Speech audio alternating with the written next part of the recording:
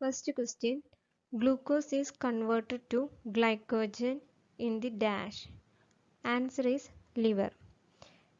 ഗ്ലൂക്കോസിനെ convert ചെയ്ത് glycogen ആക്കുന്നത് എവിടെ വെച്ചാണ്? ആൻസർ ലിവർ ആണ്. ഇതിനെ പറയുന്ന പ്രോസസ്സിനെ ഈ പ്രോസസ്സിന് പറയുന്ന പേരാണ് ഗ്ലൈക്കോജെനിസിസ്.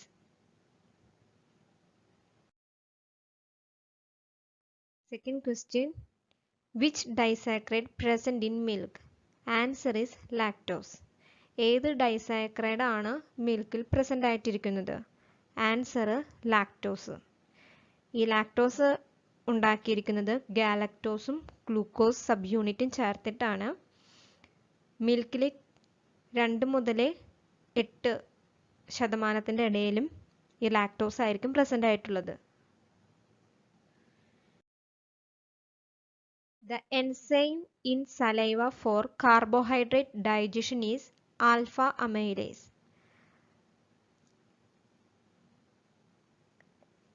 സലൈവയിലുള്ള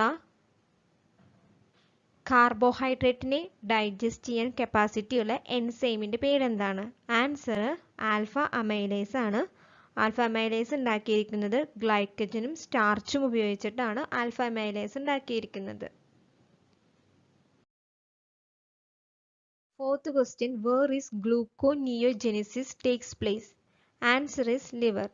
എവിടെയാണ് ഗ്ലൂക്കോനിയോജെനിസിസ് നടക്കുന്നത്? ഉത്തരം ലിവറിലാണ്.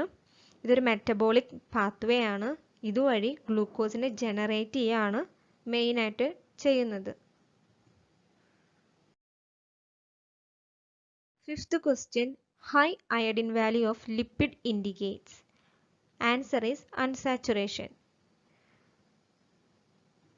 ഈ അയഡിൻ വാല്യൂവിൻ്റെ ഹയസ്റ്റ് ആയിട്ടുള്ള വാല്യൂ കാണിക്കുന്നത് എന്തുകൊണ്ടാണ്? അതായത് ലിപ്പിഡിൻ്റെ അൺസാച്ചുറേറ്റഡ് ആയിട്ടുള്ള ഒരു അവസ്ഥയിലാണ് ഹൈ അയഡിൻ വാല്യൂ നമുക്ക് കിട്ടുന്നത്. ലിപ്പിഡിൽ മാത്രമല്ല ഓയിലായാലും നമുക്ക് ഹൈ അയഡിൻ വാല്യൂ കിട്ടും.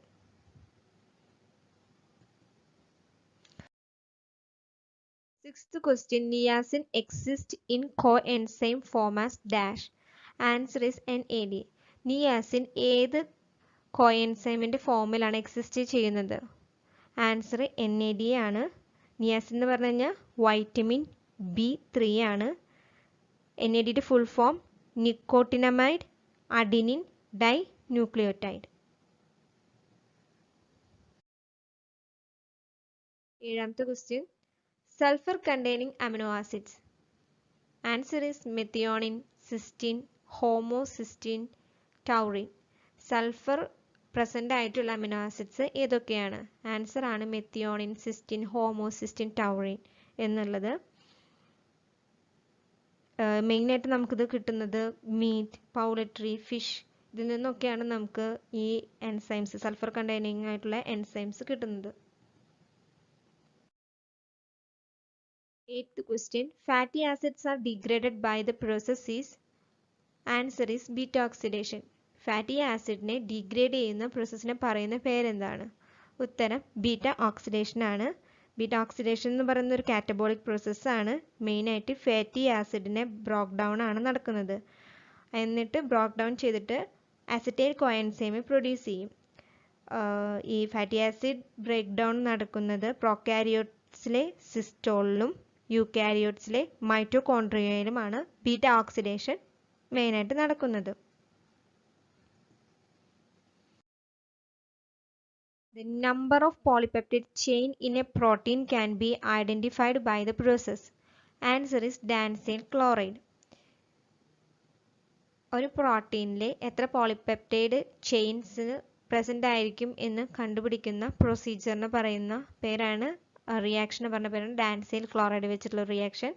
ഇത് മെയിനായിട്ട് ലാബിലിംഗ് റിയേജൻ്റ് ആയിട്ടാണ് ഡാൻസൈൽ ക്ലോറൈഡ് ആക്ട് ചെയ്യുന്നത്.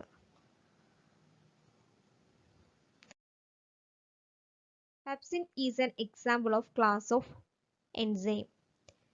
Answer is hydrolase. Pepsin എന്ന് പറയുന്നത് ഏത് എൻസൈമിൻ്റെ ക്ലാസ്സിലാണ് വരുന്നത്?